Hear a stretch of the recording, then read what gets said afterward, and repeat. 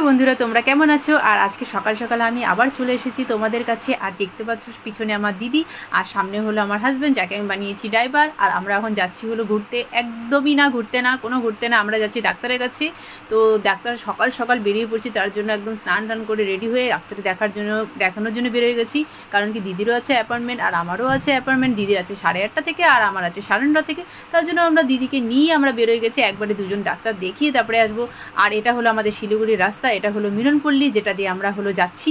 মিলনপল্লী হয়ে আমরা হলে যাবো হলো ফ্লাইওভার দিয়ে। তো আমি ভাবলাম কেননা সকাল সকাল তোমাদেরকে আজকে কেননা একটু শিলিগুড়ির রাস্তাগুলোকে দেখানো যাক, তার জন্য। আর এটা হলো আমাদের ফ্লাইওভারটা দেখতে পাচ্ছ, অন্যদিন খুব বিজি থাকে, আর আজকে সকাল বলে একটু জাস্ট অল্প ভিড় কম আছে, কিন্তু এতটাও কম না। তো যাই হোক, এটা হলো ফ্লাইওভার। সব ফ্লাইওভারে উঠলে দারুণ লাগে, জাস্ট মানে দেখতে কি বলবো, চারদিকে এত সুন্দর লাগে বলার মতো না। তো সকালবেলা তো আরও সুন্দর, কারণ কি ট্রাফিক ছিল না। তো যাই হোক, এইভাবে করে আমরা শিলিগুড়ির রাস্তাগুলো দেখিয়ে তোমাদেরকে আমি চলে যাচ্ছি আমাদের ডাক্তারের ওখানটায়।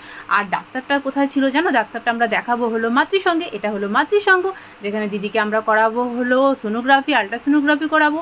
তো যাই হোক, দিদির আল্ট্রাসাউন্ডে একটু দেরি ছিল দেখে দিদিকে আমরা ওখানে রেখে আমি আবার আমার ডাক্তারকে দেখাতে হবে, 9:30 থেকে অ্যাপয়েন্টমেন্ট ছিল।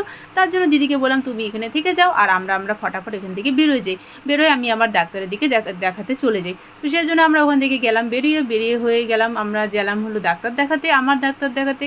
তো আমার ডাক্তার দেখাতে আমি চলে আসলাম আকাশ নার্সিংহোমে, যেটা হলো আকাশ হসপিটাল, দেখতে পারছো। আর আমি একটু তাড়াতাড়ি চলে এসেছিলাম, আর সেদিনকে একটু লেট হয়ে গেছিলো ওখানটায়, ওই জন্য মানে ডাক্তারের আসতে লেট হয়ে গেছিলো, সেজন্য ওদিনকার ছিল একদম ফাঁকা।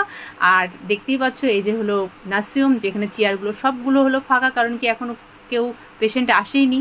এখানে নার্সিংহোম প্লাস তোমার chamber plus pharmacy plus canteen সব কিছু আছে।